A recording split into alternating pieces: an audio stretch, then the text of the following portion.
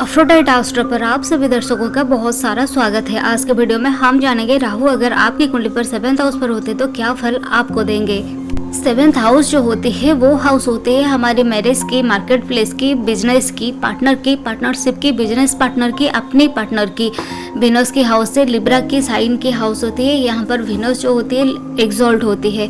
राहु देव जब आपकी 7th house पर होते हैं तो राहु देव जो होते हैं वो हमेशा एक्सपांड करते हैं सभी चीज़ों को, सारी चीज़ों को एक्सपांड करना राहु देव की प्रकृति होती है। तो यहाँ पर जब आपके 7th हाउस पर हो जाते हैं ना, तो ये आपके मैरिज की हाउस है।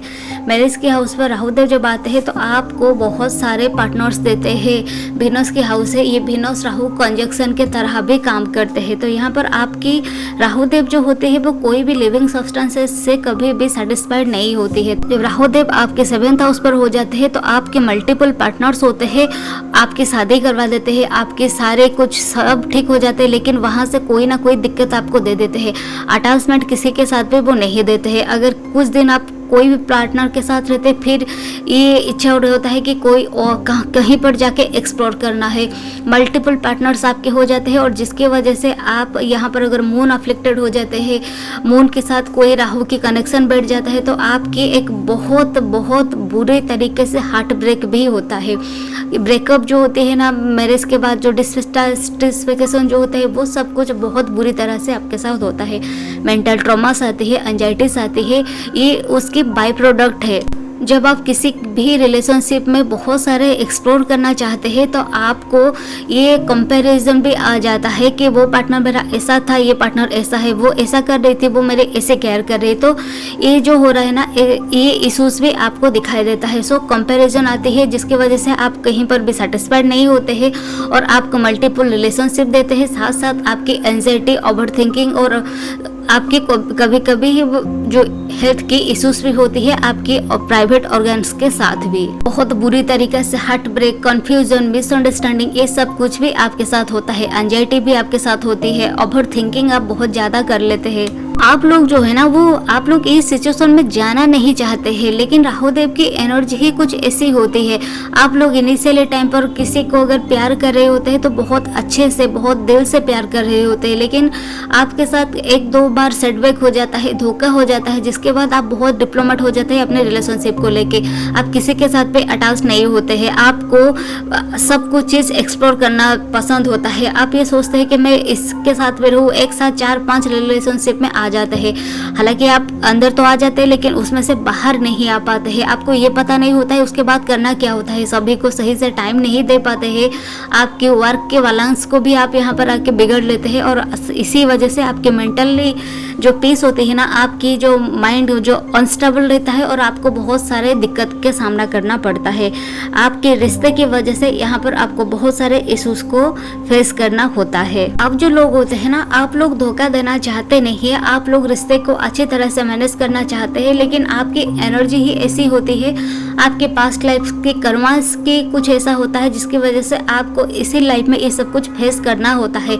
आप लोग किसी को धोखा देना चाहते नहीं है, लेकिन आपके साथ बहुत बार धोखा हो जाता है। अगर मून अफ्लिक्टेड हो जाता है तो 100% तय होता है कि एक का 2 बार आपके साथ बहुत बड़ा धोखा हो जाता है और उसके बाद आपकी लाइफ में ट्रांसफॉर्मेशन आना शुरू होता है। उसके बाद आप लाइफ की जो ओपिनियन होती है, जो दुनिया के देखने के नज़रिया जो होती है वो आपकी और एक तरह से हो जाता है। पहले आप कुछ और हुआ करते थे और उस धोखे के बाद आप कुछ और हो जाते हैं। ये राहु जो होते हैं ना, ये राहु की कुछ वीक पॉइंट्स होती है। राहु जब आपके 7th हाउस पर होते हैं ना, तो आपकी राहु जो होते हैं वो एक मिस्टीरियस प्लैनेट है। तो राहु की जो सारी एनर्जी होती है वो केतु के पास होती है। जब 7th हाउस पर आपके राहु हो जाते हैं तो आपके पार्टनर जो होते हैं आपको प्रिडिक्ट नहीं कर पाते हैं। आप बहुत कुछ चीज़ देखते हैं लेकिन आपको वो सब कुछ इग्नोर करना होता है। आप जानते हैं मेरे पार्टनर ऐसी है, उसके बाहर कोई अफेयर चल रहा है या फिर कुछ हो रहा है, लेकिन आप कुछ बोल नहीं पाएंगे। शायद आपकी कोई इश्यूज होगा, आपकी कोई मजबूरी होगी, लेकिन आपको पता होते हुए भी आप कुछ नहीं बोल पाएंगे, क्योंकि यहाँ पर आपको बहुत सारे चीज़ सोचते हैं कि उससे मेरे परिवार जुड़ा हुआ होता है, उससे मेरी बिजनेस जुड़ी हुई होती है, उससे मेरी कुछ प्रॉफिट होता है, कुछ बिजनेस की डील्स होती है जो आपके पार्टनर के साथ होता है, या फिर आपकी समाज में कुछ नाम होता है तो जो उनकी पार्टनर की वजह से जो नेम और जो फेम होता है वो इश्यूज में आ जाता है, जिसकी वजह से आप लोग यहाँ पर वो सब कुछ चीज़ इग्नोर करते हैं। भले ही आपको पता हो वो कुछ चल रहा है, लेकिन आप कुछ यहाँ पर बोल नहीं पाते हैं। इस सब कुछ की वजह से आपकी जो लाइफ होती है ना वो कम्प्लीटली हेल बन जाती है। आप ये जो अफेयर्स होते हैं आपको शुरू करने के लिए किसी की ज़रूरत नहीं होती है। आपके आसपास हमेशा फीमेल रहते हैं। अगर आप मेल है, आपके आसपास हमेशा फीमेल रहते हैं और आपके इर्द गिर्द हमेशा फीमेल रहते हैं, लेकिन आपको ये नहीं पता होता है कि ये जो कुछ चल रहा है उसमें से बाहर कैसे आना होगा। हो सकता है आप कोई आर्ट एजेंसी में काम कर रहे होंगे, हो सकता है आप कहीं ऐसे सेक्टर पर काम कर रहे होंगे जहाँ पर फीमेल ज़्यादा होंगे, तो आपके ना वो जो कुछ चीज़ होता है शुरू बहुत अच्छे से हो जाता है और आप लोग उस सिचुएशन में से बाहर ही नहीं आ पाते हैं और आपकी लाइफ जो होती है कम्प्लीटली हेल हो जाता है। आपकी फाइनेंस की लॉसेस होती है, आपके मेंटली इश्यूज आती है, ये सब कुछ आपके साथ होता है। एक कुछ नेगेटिव पॉइंट्स होते हैं। राहु आपके अगर 7th हाउस पर होते हैं तो पॉजिटिवली देखा जाए तो आपकी जो स्पाउस होती है वो बहुत सुंदर होती है, आपसे ज़्यादा खूबसूरत होते हैं और आपके स्पाउस जो आपके इन-लॉज जो होते हैं वो बहुत अच्छे वेल्दी फैमिली से बिलोंग करने वाली होती है। आपके स्पाउस जो होते हैं वो आपको मैनिपुलेट कर लेते हैं और वो बिजनेस करना जानते होंगे, बड़े नॉलेजेबल स्पाउस आपको मिलते हैं। आपको अपने इन-लॉज से भी सपोर्ट मिलता है और आपको आपकी स्पाउस की वजह से आपकी लाइफ में बहुत सारे तरक्की भी दिखाई देता है।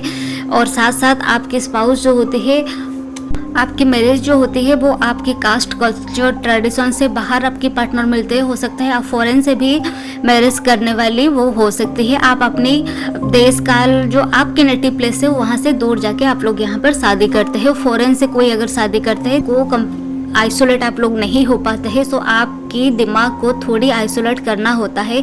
आपको थोड़ा सा मेडिटेट करना होता है। जब आप मेडिटेशन करेंगे तब जाके आपके दिमाग को थोड़ा सा शांति मिलेगा और आप अच्छे से सोच पाएंगे।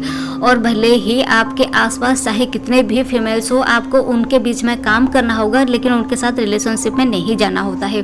साथ साथ आप माँ दुर्गा की पूजा कीजिए, माता सरस्वती की पूजा कीजिए, हनुमान जी की पूजा कीजिए, ये आपके लिए बहुत फ़ायदेमंद रहेगा। और आप लोग जो होते हैं ना, अपनी जो पार्टनर्स होती है उनकी दोस्त को उनको गिनाइए मत, उनसे कुछ मत बोलिए। जब तक आप ये करते रहेंगे तब तक आपके सारे रिलेशनशिप खुशी खुशी चलेगा। जिस दिन आप ये बोलेंगे कि तुम यहाँ पर गलत थी, आप यहाँ पर गलत हो, उसी दिन आपके साथ वो जो रिलेशनशिप है ना वो थोड़ी खट्टी मीठी आने शुरू हो जाएगा। ऐसा लगा वीडियो आप नीचे कमेंट्स करके ज़रूर बताइएगा। अगर इस चैनल के कंटेंट आपको पसंद आ रहा है तो चैनल को लाइक करना और सब्सक्राइब करना बिल्कुल भी ना भूलिए। नमस्ते।